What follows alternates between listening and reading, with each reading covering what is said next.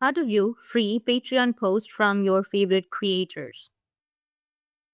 So if you want to view free Patreon posts from your favorite creators, then what you need to do is first you need to make sure that you have a stable internet connection.